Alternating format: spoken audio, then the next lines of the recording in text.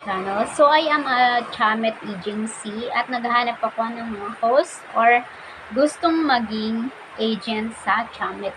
So, ayan, mga mima ko, pwede niyong i-check ang ating nasa description natin. Nandun po ang mga links sa apps. Then, nandun din ang link sa Chamet agency. Kung gusto niyo mag-own kayo ng sarili nyong agency, pwede nyo i-link yung Chamet link na nasa ibaba sa description natin. Okay. So, naghahanap tayo ng mga host na doon sa Chamet, mga mima ko. At kung gusto niyo rin mag-own ng agency, nasa link din ang kung paano tayo mag-register doon sa ating description, nasa ibaba yung link, mga mima ko. So, ayan,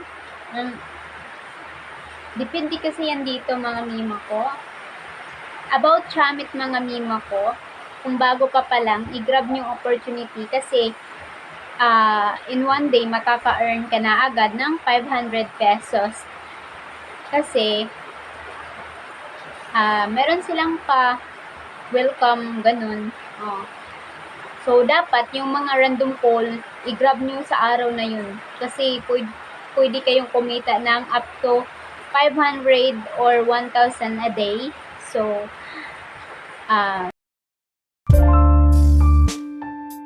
just the two of us, we can make it every try.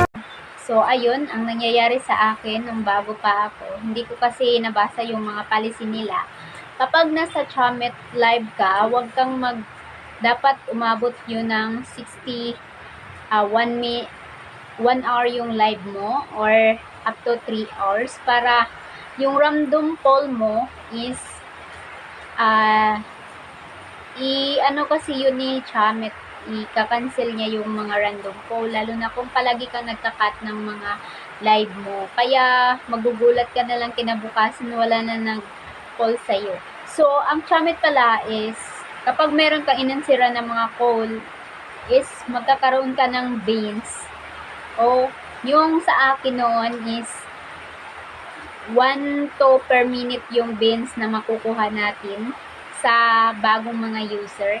Kaya naman, sa mga gustong maging user dyan, pwede kayo mag-apply dyan sa ating agency na sa description, ang link. Kung gusto nyo rin mag-own ng sarili yung agency, meron ding link dyan, pindutin nyo lang yan. Automatic na makapag-login ka na doon sa ating Chamet apps. So, automatic, pag dyan ka nag-login, meron ka ng automatic agency. Hindi ka na mahirapan maghanap ng agency. So, ayan. Tapos, ang agency kasi sa Chamet, mahirap hanapin yung mga agency. Ganun. So, kung gusto nyo rin mag-own ng sarili yung agency, madali lang naman yun. Okay? Mag-registered ka lang dyan. Ganun. So, paalala lang po sa mga nagla-live, huwag palaging ikakat yung live nyo kasi maano yung mga call, mga random call, hindi ka nabibigyan ni Chamet ng mga random call. Yung mga random call na aansira ninyo, yun yung magbibigay sa inyo ng mga bans. Okay? So, yung sa akin kasi, ayun, nakakuha na agad ako ng $10, which is in the Philippines is 500 na yun dito. So, oo, kasi half day ko lang yun eh. Hindi ko naman nababasa yung mga policy. So, bago ka mag-live ng Chamet, ayan, babasahin mo muna yung mga policy kung anong mga bawal at hindi bawal sa Chamet. So, ayan po. So, dahil agency tayo, naghahanap tayo ng mga new host sa ating agency. So, ayan, pwede nyo rin download yung apps na sa description natin. Pwede rin dyan kayo mag-sign up para automatic na po na magkakaroon kayo ng agency doon.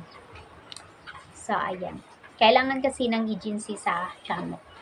So, sana po ay nakatulong. Thank you for watching.